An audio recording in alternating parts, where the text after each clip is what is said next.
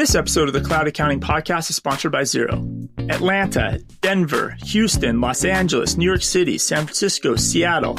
This May, the Xero Roadshow is coming to a city near you. As an accountant, when you join Xero, you'll not only have access to essential practice management tools, but you'll be joining a collaborative community of accountants and bookkeepers. At the Xero Roadshow, you'll meet this community, learn how your practice can benefit from the full power of the Xero platform, and even earn CPE credit. To register for free to the Xero Roadshow USA 2019 event nearest you, head over to cloudaccountingpodcast.com/Xero Roadshow. That is cloudaccountingpodcast.com/XERO ROADSHOW. If you can't make any of the live roadshow events, be sure to sign up for one of the free online roadshow events in June. Welcome to the Cloud Accounting Podcast. I'm Blake Oliver. And I'm David Leary. Blake, did you do anything fun this week? It was an exhausting week. I was in Boston on Monday, came back on Tuesday, then I went to San Francisco on Wednesday, and we had our first user gathering as a company at Flowcast on Thursday down by Fisherman's Wharf in San Francisco. Oh, that's exciting. Like first user gathering ever. First one ever. We had 90 of our dedicated customers in a room at the San Francisco Brewing Company for the day. And we did CPE on the product. We did some thought leadership style talks that we invited some of our customers and a guest speaker in. We had the former CFO of Yelp give a talk, and yeah, that was really cool. Cool. I did an escape room last night for the first time ever. That's did you escape? Exciting. We did escape. We had about 4.5 minutes left, so that was exciting. Good. It was like they had to solve like a murder or something like that. But it got me thinking, like you could build an escape room like on accounting principles, right? That'd be a good way to teach CPE. Right? Like you have to like get something to reconcile, and if it doesn't balance and it doesn't come out to zero, you got to figure out, and you can use clues, and you have to like it's genius. We should build a escape room just for accountant themed. I like that. So if any escape rooms want to lease that idea from us, it's available. Well, we'll have to create some content, maybe a cloud accounting escape room, right? You have to. This would be like the Zapier challenge. You have to successfully integrate 2 applications or something before you can move on. Yeah, and there's all these problems that could occur, right? Like, I think it's there's something here. We'll just have to design it, and it could be virtual, right? People could play it online, like some downtime for people in the office. So, when we have time, we'll build that and get that distributed to everybody. Well, so David, there's a lot of news, and I'm so glad that you have been paying attention because I've been traveling all week. I've been very busy, so I've been kind of doing my best to stay on top of what's going on. But you have a ton of stuff to talk about this week, so I'm just going to let you take it away, and hopefully I can offer some commentary. Yeah, so we have some reviews, so we can knock these out quickly. I almost forgot the reviews. Let's see the reviews. So, so follow up from last week's review. So do you remember last week we got a review from somebody in the United Kingdom, and he gave us 4 stars? Well, he went back and he edited his review, and he changed it to 5 stars. And he said, so kind. And so he added, it says, edit, change to 5 stars, and join the podcast more and more. So whatever we said last week was a huge improvement. We increased, 20%. That's amazing in 1 week. So that was an update, and we thank you very much for going back and editing your review. We did have a review come through on Twitter. I'll read that one quickly here. This is from Don Cooley. Since I refuse to install iTunes, let me give my 5-star review here to the Cloud Accounting Pod. What has my life become that I actually look forward to new accounting podcasts? Oh, well, great job, David Leary, Blake Oliver. Best source of news in the industry. So thanks so much, Don. Here's another one. This is a great podcast for general and cloud accounting news, 5 stars.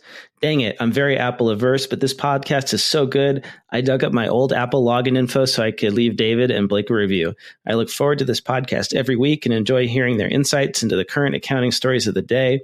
If you're in the accounting profession, then you'll get a lot out of this podcast, even if you're not, quote, in the cloud. And I don't have a name for that, unfortunately. That's a good one. Thank you, though. All right, I'm going to skip to this one. Easiest way to keep up with the industry, 5 stars. I'm horrible at staying on top of industry news, or any news for that matter, but I love listening to the podcast, so this helps. Blake and Oliver are funny, so that helps even more. Keep up the great work. So that was from Spotter86 on iTunes. All right. Thanks, Spotter. So whoever Blake and Oliver are, great podcast. Here's another one. Great podcast. Where should I start? Great, engaging, and informative podcast. The two hosts have great chemistry. This podcast is filling a void left by other accounting publications covering stories not covered anywhere else. Further, the podcast notes are great. Very well written and meticulously detailed. Keep up the good work. Jacob Oberlander, CPA. Oberlander and Co. Thanks, Jacob. Really appreciate it. Yes, the notes are great. People should subscribe to those if you don't already. Blake puts a lot of work into the show notes, and then even now puts in chapters. So if your podcast player supports chapters, the show notes and the chapters are all aligned inside the podcast player, which is really cool. So let's jump into the news. Kind of a small one, but it could be very earth-shattering for all of us. So Elon Musk, right? So that's the Tesla guy. Mm-hmm. And he likes to do these projects. He's got electric cars. He's building rockets. Well, I fear that he might be coming to our industry next. I don't know if you saw this, but Elon Musk sent out a memo to his employees because they're really trying to cut expenses and control costs at Tesla. This is at Tesla, okay. At Tesla. That he is personally going to review all expenses, all travel expenses, any dollar that goes out of the bank account at Tesla, Elon is going to personally review. Wow. And so my thought on this is he's going to experience such pain from doing this that the accounting industry is going to be his next project. That's just my prediction. Maybe he has never reviewed an expense report before because it's kind of going to be a lot of work given how many employees they've got at Tesla. Yeah. So I am worried that he will get frustrated and then figure out how to automate us out of business. Who knows? Yeah, because I mean, his cars are going to self-drive in 3 years. Mm-hmm. So he does work between 80 and 90 hours a week. So, he's got some time. I wonder how long it would take him to review every single expense report. I would love to, if he starts live tweeting about this. I might have to follow him on Twitter just to see, he's like, I cannot believe this is another coffee at an airport somebody bought. Control these costs. Crazy. So Elon Musk is going to go insane reviewing everybody's expense reports. Meanwhile, what's been going on? There's some major stories that we've been covering that we got to follow up on, right? So what do you want to hit first? Should we talk about, there's Free File, there's Wolters Kluwer, there's QuickBooks Live. Let's do the Wolters Kluwer and the CCH because I think that's small and there's not a lot to discuss. It's more just an update, right? Yeah. So the IRS issued a statement and instructions. So the IRS on May 14th said they've been working closely with CCH to ease the impact on taxpayers due to the recent software outage.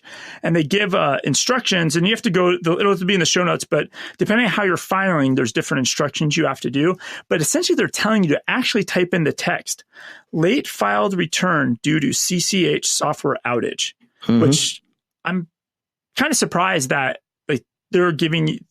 That sounds like somebody would try that, hey, I'm going to write this on my return and see if it slides by the IRS. But for the IRS to be telling you to specifically write those words on your forms and your e-filing is a whole new world for me. I wouldn't have imagined they would have done that.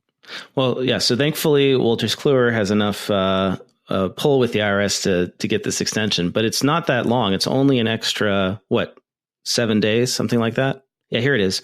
Impacted filers now have until May 22nd, a 7-day extension to file. So as long as the filing is done on or before the extension date, it will not be considered late by the IRS. Got it. So 7 days then. 7 days. Perfect. So, and then that's about all I had on that. Just a small update on that. We still don't know the extent of the malware attack, right? As far as I know, there hasn't been a statement from CCH on whether or not personal information was stolen, how this happened in the first place. What was the means of attack? All that, still nothing. Yeah, the communication has not been very well. At all. The opposite of that, though, is QuickBooks Live has updates. And, yes, and I must admit, Intuit's releasing a great blog post now and giving updates on QuickBooks Live. It's arguably making our jobbers easier, right? You're not having to piece together a Facebook post here with a rumor or a screenshot from over here. The notes are just all written there and it's very clear. And maybe CCH should take a note from Intuit on what they're doing with QuickBooks Live because they have a great blog post that's just calling out all the details and the upcoming timelines for QuickBooks Live. And the big news is that they're hiring, 40 more employees for QuickBooks Live? Yeah, so they're hiring more employees and they've actually put out what the requirements are. So you have to minimum 1 year's experience working with QuickBooks Online, and you're either a CPA or certified public bookkeeper or certified professional bookkeeper. Sorry. Oh, actually, is that? I say public though. That might be a typo on Intuit's part. Yeah, interesting. So you have to be either a CPA, a CPB, have 3+ years of recent experience, or received a 4-year business degree in accounting or finance. So it feels like that's pretty broad at this point. Yeah. Especially the 3+ years of recent experience, because you could have been doing it for 3 years and have no idea what you're doing still, right? That, it's not. If you did it 3 years ago. Yeah. I did bookkeeping, 25 years ago, and now you're jumping in. Yeah. So recent, great. So they're finalizing those qualifications still, but they are, really starting to build this into a real release and a real product and a real business model. And are these employees, so there's 10 right now in Boise, Idaho, running QuickBooks Live full-time employees. Are these 40 new ones also going to be working there, or are they working from home? Because I understand the program, ultimately, it's not going to be everybody in the office, right? So it looks like it's going to increase from the 10 in Boise to 50. And then it says these 40 new hires will be remote staff. Some of them are tax experts who previously were part of the TurboTax Live team. So they're utilizing some of the existing resources that they used with TurboTax Live to reuse that staff. I don't see a note, though, because I think here it is. Rich Priest said they were going to do some payroll employees in Reno as well. But I don't see any note about that in this post. It says here at the end of the section about the new employees that the 40 new hires will be remote staff. So there's going to be 10 in Boise, 40 new ones who are working remotely. So that's a pretty fast growth rate. And it looks like they're still on track to launch the program in, very beginning of June? I think end of May is when they're going to start advertising it. Right? May 28th, they're launching. Yeah. So they're going much bigger, and it's going to be for $400 a month. But they're going to still limit, who can see this and who can purchase it through that test. Mm-hmm. But then on June 3rd, they're going to launch a much bigger test on QuickBooks.com. And so it looks like the way it's going to work is that they're going to be advertising on QuickBooks for both new customers of QuickBooks as they sign up and existing customers.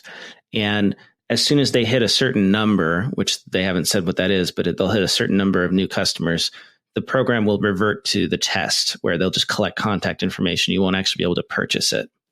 And I wonder what that number, what do you imagine that number is? Because if you have now total 50 people doing QuickBooks Live, like what do you think that realistic number is? Because it's not like a full bookkeeping service. So, no, what's the ratio, do you think? I don't know. Okay. So if I had to just guess, at $400 a month, maybe a bookkeeper could handle 30 clients, probably more.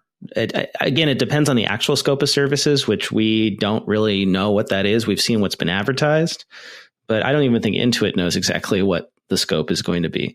I guess they must if they're launching the program, but it's not really clear. So it depends, right? If it's just helping people on demand, then theoretically you could have hundreds of clients per bookkeeper, because it's just a matter of making sure there's enough time in their data to help people. But if it's stuff like reconciling the bank accounts when they're not online and producing reports and corresponding via email with them, that's a whole different beast, right? So, and that's what's interesting about this. Like, how much of it's going to be where you just pop it on video, ask a couple of questions, get a little bit of assistance, and how much of this is going to be it's kind of like a bookkeeping service. Yeah, but that'll determine those ratios. Yeah, my just guess based on my own experience running an online bookkeeping company, kind of doing similar stuff, is they could probably have at least 1,000 customers with, actually it's 50 employees, right?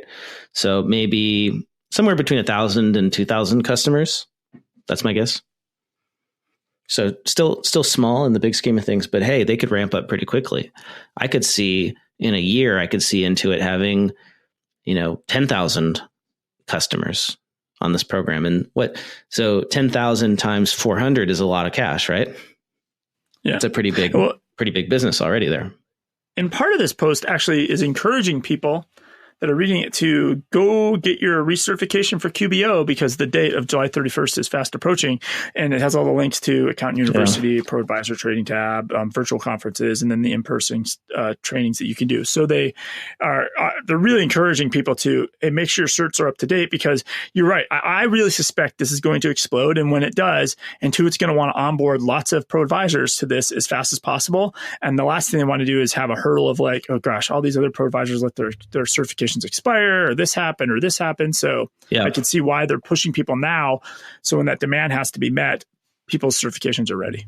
Yeah. And if you are part of this program, or you have applied, or you have information, like the one thing that I really want to know is how much are these pro advisors getting paid that are part of QuickBooks Live? I'm very curious to know what that is.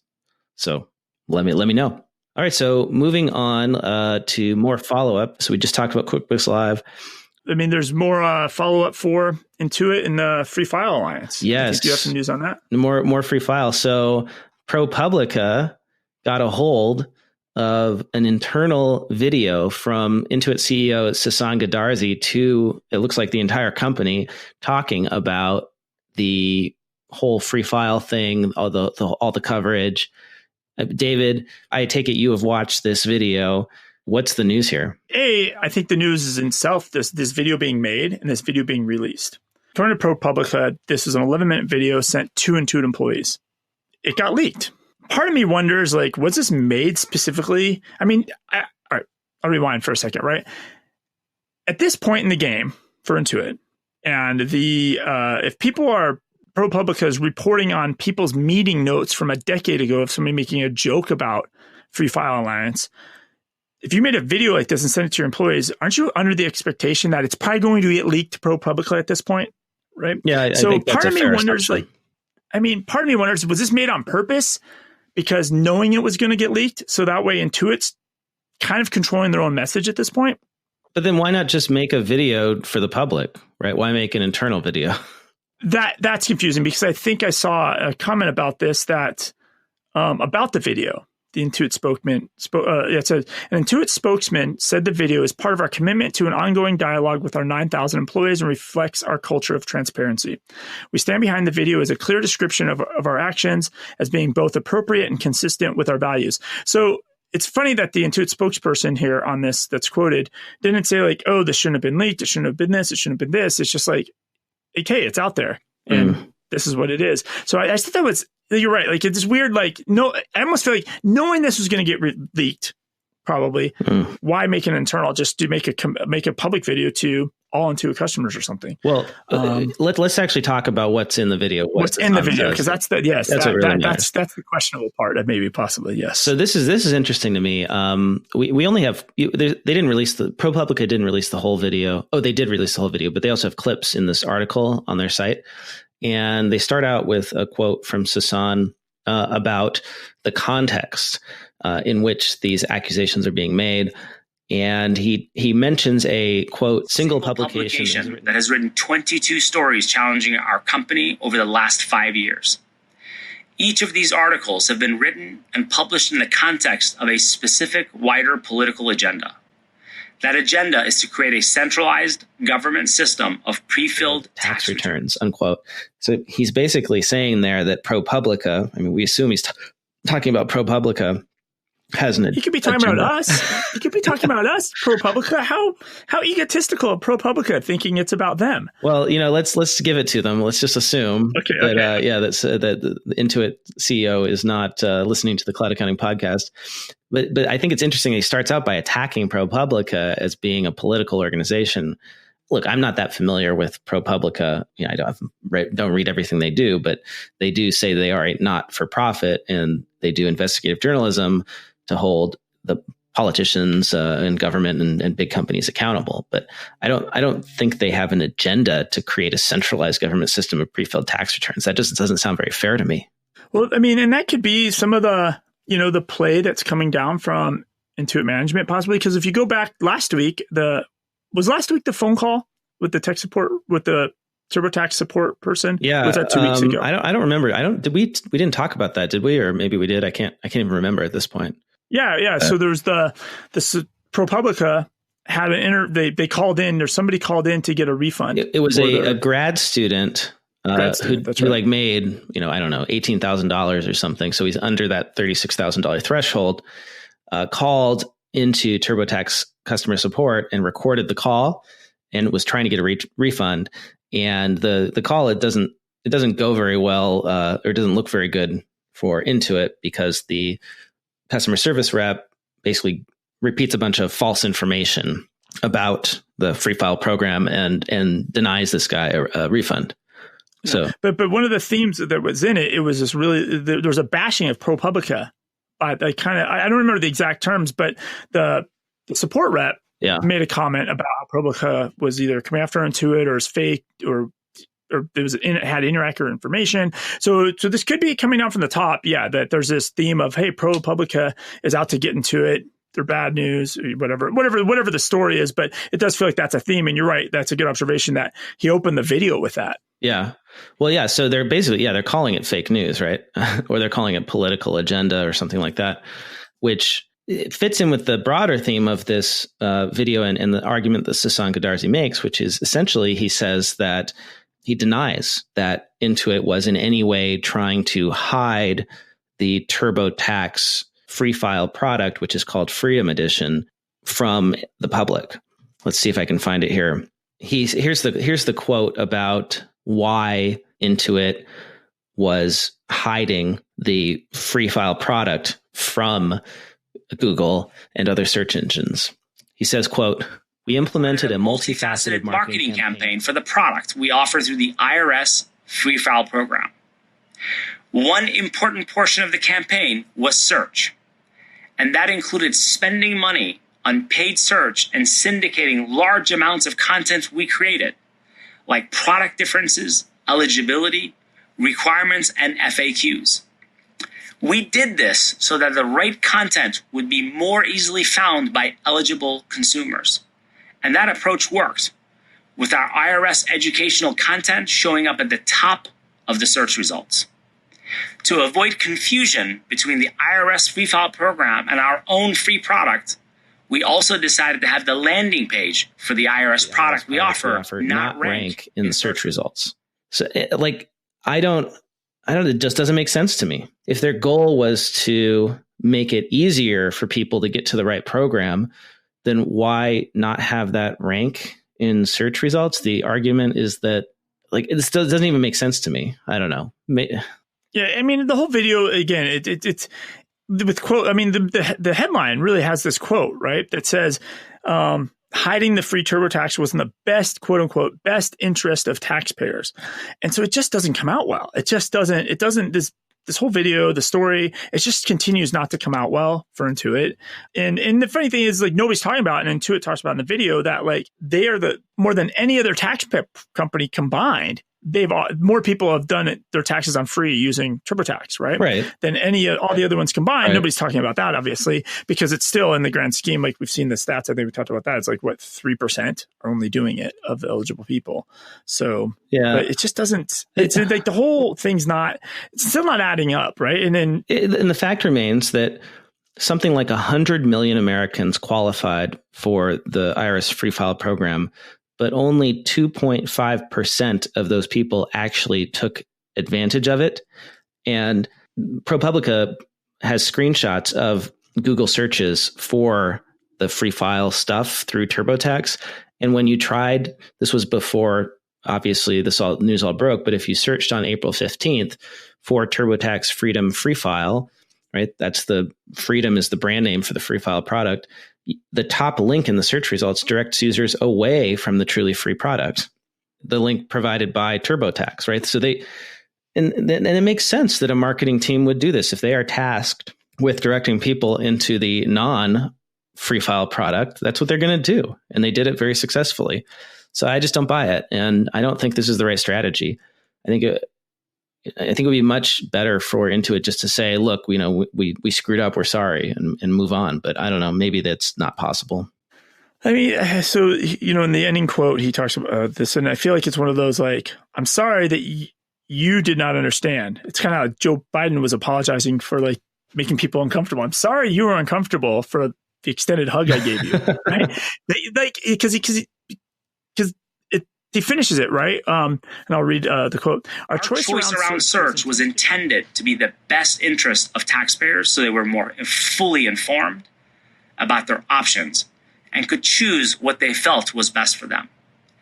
But given the misinterpretation of our well-intended actions, we decided to remove the limitations we put in place.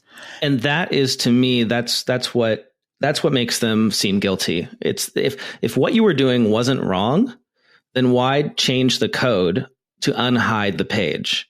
Well, it's because you misinterpreted it, obviously. Well, if I misinterpreted it and you did the right thing, then don't change what you did, right? That's like basically... No, because now I've educated you how you were wrong, right? And I'm going to leave it. That makes sense. Like if they were really going to say we didn't do anything wrong, then don't change the page, right? Like if you really aren't doing anything wrong, then why would you have to change what you were doing? And so that's why this seems kind of, two-faced. The crazy thing is like Intuit could have made a good video and just released a real statement in a better video. Yeah. And so now this is out and it's kind of got spiced up and quoted, and maybe the message wasn't delivered the right way. And so now Intuit's probably gonna have to do another iteration of some release, right? Like the story just keeps going. And I think if you contrast this, like I feel like that's what QuickBooks Live was for about 8 weeks. It was just like this mess of stories coming out and rumors and this and this. And then now they communicate really clearly on the QuickBooks blog about QuickBooks Live. And they obviously have a lot of battles they're fighting at the same time, but it is what it is. And even Accounting Today picked up on it a little bit. Accounting Today actually had a headline, which I was actually surprised in Accounting Today, that they have their quote unquote their tech take, and their headline in the article is Intuit grows more defensive. That's my feeling. That's what I took out of this video. They're defending their actions, denying them to their own employees. And then obviously there's probably this is a battle Intuit has to fight on many fronts, right? There's the news and the PR marketing piece of this, right? Mm-hmm. They're having to deal with obviously Capitol Hill, right? And Elizabeth Warren and Bernie Sanders are jumping on this, right? And now I think I saw there's a class action lawsuit from somebody. Yeah, well, so it keeps stacking up, right? So are you talking about the lawsuit from the city of Los Angeles, or are you talking about a new one? I think we talked about that last week, but there's a new one. You sent that to me. And I think this is more really a class action suit. Right. To get refunds. To get refunds. Yeah. So, and that could be very expensive for Intuit, because we're talking about 100 million Americans that qualified for the program. We don't know how many used the wrong product, but I imagine it's quite a few. And those people were spending TurboTax ranges something like $60 to $120 per return, something like that. So that's multiply that by millions and millions of taxpayers. That's a lot of money. So yeah, I think the Fed, if you just do Fed only, I think it's like $40, and then it's like 25 to add on a state, and that's where you get your 60 to 70. But this has nothing to do with state. Finally, it's just the original. So yeah, this story is not going to go away. Every week there's going to be some new add-ons to it, but it's a battle that's like on many different fronts, and it's a headache for Intuit right now. And hopefully we'll get the clear communication about this, and it won't be Well, I feel like we've beat this to a bloody pulp. So what else do we got this week? Yes, what else? So we're starting to get an earnings season, mm-hmm. And so I think Intuit's earnings are next week, right? So we'll for sure be covering those next week, and I imagine the numbers are going to be crazy, amazing, and the reason why is my gut instinct on that is you wouldn't be raising prices for QuickBooks as much as they're raising if you didn't have amazing numbers, right? So I imagine the numbers for QuickBooks are going to be amazing. Sage had numbers come out. Sage actually increased profit. What was the note on the Sage thing? It was something like 18. Did you say 18%? Oh, 16%. It's because they've been getting more of their customers, even though they might be on desktop software, they've been pushing more to subscription model billing. And so subscription billing for the desktop software. Desktop software. So I feel like that's cheating. No, like it's not fair, right? You're getting the benefit of subscription billing, and you're not actually innovating in your product the way you really ought to be doing. I think I'd be kind of pissed off if I were a desktop customer. And so we'll deep dive on the Sage earnings, I think, next week, because I really think the bigger story is to look at Xero's earnings, Sage's earnings, and Intuit's earnings all kind of side by side, and that'll really give us a feel of like where are we in this cloud accounting journey. Yeah. Right. how's it all stacking up? How's it all playing out? One number that we quickly. can discuss is Rod Drury's family. They're now billionaires on paper, right? Because Xero is profitable finally. Yeah, Xero hit a profit. Xero stock went up. Is this up. their first Xero profit? I think it is, right? I think so. Or the positive cash flow. Yeah. Or we can look at the slides a little bit. So Xero definitely released their numbers. I think the story there is they are now at 1.8. I almost said billion. Geez, that would have been the wrong number. 1.8 million global subscribers. Wow. So they've increased another 432,000 in the last 12 months. And I thought the other part of that was interesting was that how that was in revenue. Well, and they only had 4 years ago 475,000 subscribers. So in the last year, they added almost as many subscribers as they had total 4 years ago. That just shows the incredible growth of cloud accounting. And I think they've been growing 35 to 45% year over year, and I think QuickBooks Online has as well. Or more, it's kind of amazing. On the market. Yeah, and so that brought their U.S. subscribers, and we could talk more about this when you get the Intuit numbers next week. It brought their their Australia and New Zealand is at 1.08 million subscribers. Mm-hmm. UK is 463,000 subscribers, which is doing very, very well. North America still has not broken 200,000. It's 195,000 in North America. And then the rest of the world is at 83,000. Got it. So they continue to dominate Australia, obviously, and their numbers in UK are growing. But it's interesting because I think they released all these numbers, right? And then in the meantime, I think Sage had their summit this week, and somebody at Sage on stage at Sage Summit said Sage is not going to push their customers to the cloud. And I just for me, I see that, and I'm just shocked because I'm like, that's not a good business decision if cloud software is growing at 40% a year. Right. Yeah. Maybe it's reactive, right? In that a lot of these Sage desktop customers are seeing what is happening with QuickBooks Desktop and people feeling like they're getting forced into online. And so this is a way to appeal to those folks. But it's not, I don't think, a winning long-term business strategy. Yeah. And I understand forced migration. Absolutely. You don't want to force migrate people. That's always the worst. It never works out. Well, I think that's what she was criticizing or defending against, or just avoiding. And very well, maybe on Twitter, like the whole context was left out. Right. But so forced migration, I totally agree with that. So it's bad for everybody involved. But to not push and prod your people along the way. And this is why can't wait to see earnings next week, because I know Xero had a very strong UK growth. I suspect Intuit, because they previously Intuit had pretty strong UK growth. Like, it'll be interesting because if Xero and QuickBooks Online are growing in the UK, they're getting those customers from somewhere. And they're all new, which means they're probably taking customers away from somebody. So next week's going to be interesting. We'll compare all these numbers. Sage also announced the same day is that they have a new U.S. president. No, Xero did. Tony Ward. Xero. What did I say? Sage? Oh, yeah. Scratch that. Rewind. Sorry about that. Yeah, so Xero announced that Tony Ward is joining the Xero family as their new president of the Americas, occupying the spot that was held by Carrie Goman, who came from, what's the bank she came from? You're the Xero guy. You should know this history. I don't know. she came from a bank. Can't remember what. I apologize. And Carrie is now going to be taking the role of, Chief Platform Officer? I think it was Chief Platform Officer. That's really interesting. I want to learn more about what that is. Do you know anything about Tony Ward? I think Matt Paff actually says it best in a tweet. But I was looking at Tony Ward, and it looks like he Canadian. And he spent a lot of time, his Microsoft background, et cetera, but he spent a lot of time in Australia and New Zealand. I think Matt Paff actually summarized it best in his tweet. Interesting move, appointing another ex-Microsoft executive from the Antipodes as head of the U.S. Tough job given the number of presidents Xero has had, but resume doesn't speak to understanding the U.S. market nor how to compete with the giant, ... And that's in reference to the hiring of Tony Ward. Yeah, and this has been my problem with Xero as a partner, even as an ambassador, is that I feel like Xero is run from New Zealand, from Australia, from the Antipodes. What a wonderful word. And the US market is so different. The executives there just don't understand the US market and haven't That's why they haven't penetrated it, in my opinion.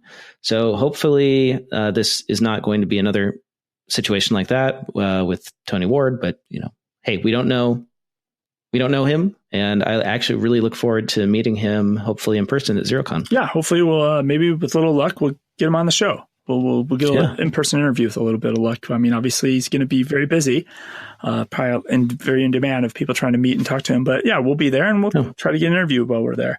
So I think that's it as far as the big player news. Sage released a nice survey, their Firm of Now survey. What's new? What's new in the Firm of Now? I feel like the numbers are not exciting, and what I mean are disappointing. And what I mean by that is 90% of all the accountants in this survey believe that there's been this cultural shift in accountancy.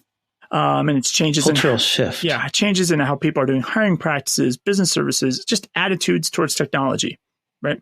So everybody really believes there's a shift happening.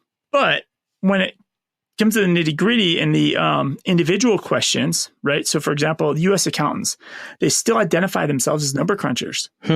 Really? And an overwhelming majority, 71%, view themselves as number crunchers that only focus primarily on reporting as versus consultative work, right? And they said that the most common reason for remaining in that role of number crunching is there's internal resistance to change and the lack of tools and technologies to execute on such services.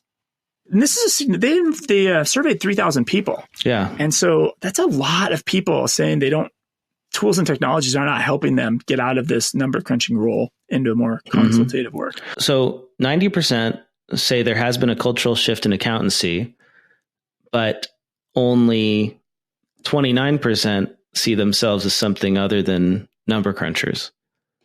Yeah, so there's a big gap there. Yeah, and things are changing. And then I think there's a lot of different stats that came out of it, and we'll have in the show notes. The other one that really struck me was the diversity. This survey is really identifying that nobody's really addressing diversity in their practices. Only 30% of firms say they're actively seeking to diversify their workforce. Only 28% have a written policy on diversity and inclusion, and even fewer, 23%, have offered training or have altered any policies or procedures to promote diversity or inclusion. So the numbers are really, really low when it comes to diversity. And we've talked about this on previous episodes. And I thought so I said, like, the survey, it's good numbers and it's good data and people should look at it, but it's kind of depressing numbers a little bit. Well, yeah, but I'm glad that this exists because I think those of us who have spent some time in big firms in particular, which tend to dominate accounting in this country, and I imagine that those firms are well represented in this survey, this isn't surprising to me. Here's another stat. I don't know if you mentioned this one. 62% of respondents agree that today's accounting training programs will not be enough to run a successful practice by 2030. That's 62%, right? More than half say that we're not training accountants the way that we need to be doing it. So it's good news, though, for folks who are listening to the podcast, who are investing in their own education and training, because there's just a ton of opportunity because the rest of the workforce is not keeping up. Yeah, I mean, you're only competing with the forward-thinking 30% of the workforce. Yeah. And I always say, like, the reason that I enjoyed some success when I started my business is because everybody else was so terrible, not because I was so great necessarily, right? Like it was my first business. I didn't know really what I've been doing bookkeeping work. I was in school for accounting, going back to school to get my CPA. So it's not like I even had my credential yet. Just because I was trying something new and taking a different approach, my clients love that. And, we were able to grow very quickly. But like I always say that in a properly functioning market with firms that are actually doing the right thing, like I shouldn't have been able to win business from them. So it just both a good thing and a bad thing. Yeah, because I see your point, because you're like, hey, I was playing the cello last week, but now I want to do your books, and you just got people's clients. You got business. How is that possible? Well, it's so you know how you like to point out those ads online on Facebook that say, doesn't matter if you don't have any credential, you too can run a successful accountancy practice. Did you take one of those courses? Or if not, you should create a course, actually. Yeah, there's just so many traditional accounting firms that aren't innovating in any way. I mean, I was competing against firms where the way that they did their bookkeeping for their clients was the clients had to print out their bank statements and then write down on the bank statement in pen or pencil what everything was for, and then the fax that into the office where a bookkeeper would then code it into a desktop accounting system. Oh, so then when you came in and you said like, hey, I'm going to put you on Xero, you just blew their minds, these clients. Yeah, I'm like, oh yeah. He said, well, how am I going to code the transactions? And I said, or categorize them. And I said, oh, you're not going to. I'm going to do it based on the bank statement description and a bunch of rules. And then I'm just going to send you the 10% that I don't know how to code. And I could see his brain explode inside of his skull, right? Like he was so happy. So yeah, it's not like it's that hard. So when to impress people, these people in the survey saying they don't have access to this technology, is it just because like the firms they work at aren't giving them access? I think so. I think that's probably part of it, is that at a lot of firms, it's still top down. And so if you want to use something new, you got to go get IT, you got to get approval, you got to get budget. And it's not grassroots, right? Which is where the innovation happens. It's at the partner level. And those people are making lots of money. That's the problem, is traditional accounting firms are still making lots of money. And I think the guys, mostly guys running those firms, are just riding out their until retirement. And that's why they don't care that they're not prepping people until 20 to prepare them for 2030, because they're not going to be around. Yeah, that makes sense. What they don't realize is that they aren't going to have a buyout, right? Like, I mean, if their firm doesn't continue to exist, I don't know how their retirement plan works, but maybe they're just not thinking that far ahead. So we talked about Rod Drury, right? Now he's a billionaire. Yeah. And so, but he might have some issues because you have an article about another billionaire, right? Yeah. Which one are you referring to? Warren Buffett, I think, right? Oh yeah, Warren Buffett. So we talked, maybe it was many months ago, I think. Maybe it was in January after Q4 earnings. Warren Buffett got a ton of press because he was complaining about an accounting rule change. And when Warren Buffett complains about accounting, everybody listens, right? So in the recent quarterly earnings for Berkshire Hathaway, net earnings came in at a whopping $21.7 billion. And that compares to a $1.1 billion loss a year ago. Like, incredible change, right?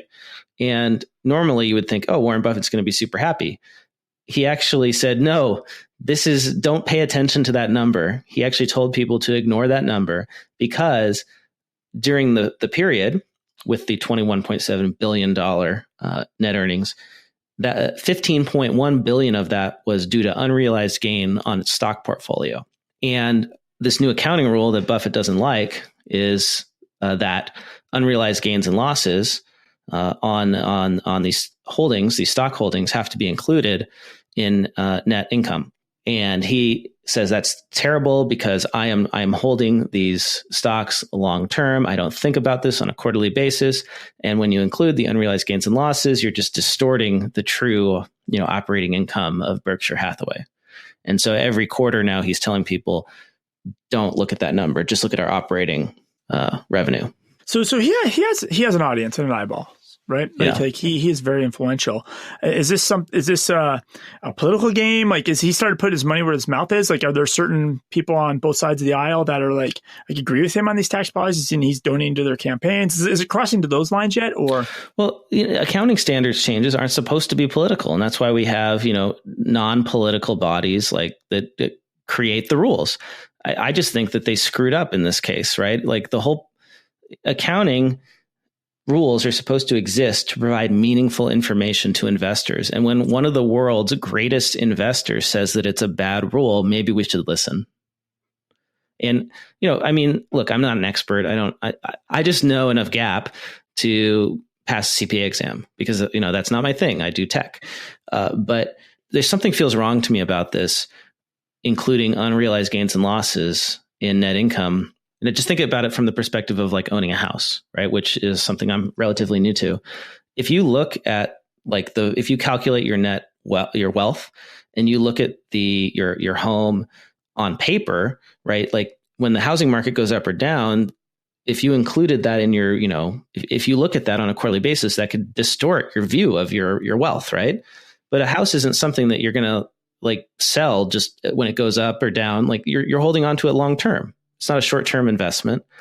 And So it just doesn't, it's paper money, right? Until you actually sell your house, you're not, I mean, hence the name unrealized gains, right? Yeah. Like this. So obviously when they've created these standards and they created this concept of unrealized gains and named it that, they're not realized. So like trying to slap taxes on it is, yeah, you're right. Like something's not reconciling in that decision. So anyway, the bottom line is useless at this point. It just makes things more complicated for people. So if you are listening and you know more about this than I do, and you have a particular take on it, I would love to hear from you, because I just can't make any sense of it. Is there a good reason for this? Is Warren Buffett right?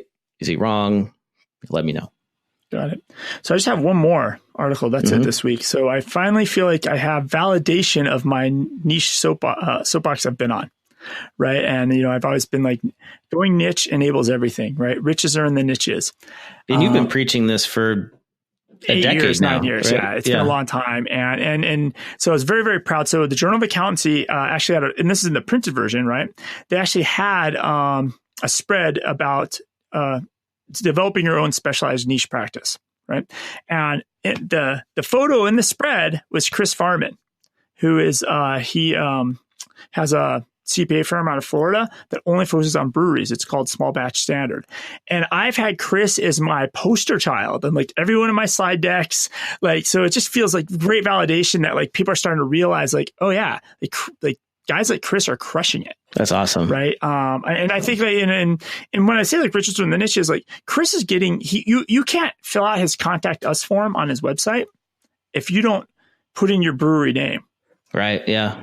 Right. So he gets 40. Now he's limited to just brewers filling that website out. He gets 40 inbound inquiries a month. He only takes one new client a month.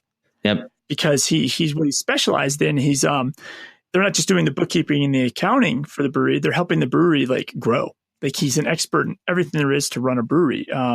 And so he's had a lot of success because of that. And this article actually covers 4 niches that are in there. The other one that was in there is, what is the name of their firm? They were Genske, Mulder and Company. Yes, that's the dairy one, dairy right? farm accounting. Yes. So they specialize in dairy farms. That's it. And they've grown. They have 80 employees and 30 partners. That's fantastic. Like all of you have to, like, if you haven't done the niche thing, go read this article. It'll really encourage you to take those next steps, because that's where there's so much upside. And it's probably a situation like yourself, right? Like you're saying, like nobody was doing anything, so the competition was easy, right? If I'm a brewer and my accountant doesn't know anything about my brewery business, of course, somebody like Chris is going to come and steal their business. Or if I'm a dairy cow farmer, and I'm sure if I go hire you, Blake, you probably don't know anything about dairy cows. I don't know. And of course, I'm going to pick an accountant that does. I couldn't agree more. It's fantastic. So this is called Developing Your Own Specialized Niche Practice. It's in the Journal of Accountancy, and the link is in the show notes. Yeah, and it's dated May 1st, but I think the printed edition was May 1st, and it took a little while for the e-version to get out, apparently. They published first to their magazine, possibly. Well, David, that's all I got this week. If people want to get in touch with you online, where should they go? Best way is probably Twitter. I'm at David Leary. And I'm at Blake T. Oliver. We look forward to continuing the conversation on Twitter and on our Facebook page, Cloud Accounting Podcast. Just search for that in your Facebook search bar. And I'll see you next week, David. Yeah, and we have another Facebook Live bonus episode coming up, so definitely go to the Facebook page to check that out and RSVP. All right. See you soon. All right. Later, Blake. Bye, everybody. Bye.